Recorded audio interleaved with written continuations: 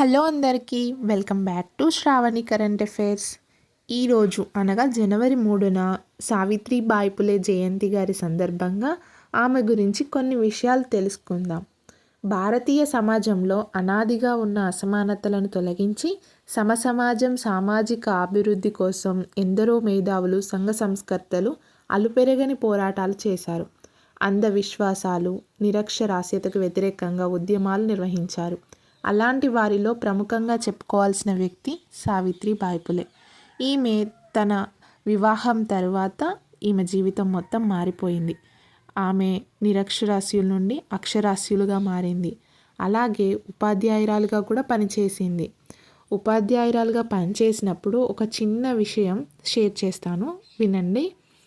ఆమె ఉపాధ్యాయురాలుగా పనిచేసేటప్పుడు సమాజంలో ఉన్న వ్యక్తులైతే ఆమెపై నిందలు వేసేవారు, ఆమెని అవమానించేవారు, ఆమె బట్టలపై బురదను కూడా చల్లేవారు. కానీ ఆమె ఎక్కడా తగ్గకుండా ఆగిపోకుండా స్కూల్కి వెళ్ళి క్లాసెస్ చెప్పి మళ్ళీ ఇంటికి తిరిగి వచ్చేది. ఆమె దుస్తులు పాడైపోతాయని తెలిసి బ్యాగులో మరొక చీర పెట్టుకొని స్కూల్కి వెళ్ళాక మార్చుకొని మళ్ళీ క్లాసెస్ చెప్పి తిరిగి వచ్చేటప్పుడు మళ్ళీ బురద చీర కట్టుకొని ఇంటికి వచ్చేది. అంత డెడికేటెడ్ పర్సన్ సావిత్రిబాయి పులే. ఆమె తన వృత్తికి చాలా న్యాయం చేసింది. అలాగే ఎన్నో ఫస్ట్ ఉమెన్ బాలికల పాఠశాలను కూడా తనే స్థాపించింది.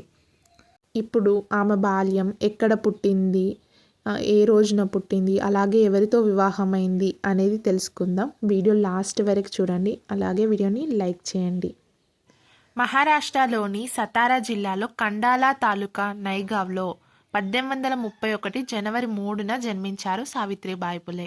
నాటి భారతీయ సమాజంలో అనేక వివక్షలు, అసమానతలకు తోడు స్త్రీలు చదువుకోకూడదనే నియమం ఉండేది. దీంతో ఆమె అక్షర జ్ఞానానికి దూరమైంది. సావిత్రికి చిన్న వయసులోనే వివాహమైంది. ఆమె భర్త జ్యోతిరావు పులేకు చదువు అంటే చాలా ఇష్టం. సమాజంలో స్త్రీలు అభివృద్ధి చెందితేనే దేశాభివృద్ధి సాధ్యమని ఆయన విశ్వసించారు. ఆయన సావిత్రిబాయికి ఇంటి వద్దనే చదువు చెప్పడం ప్రారంభించారు.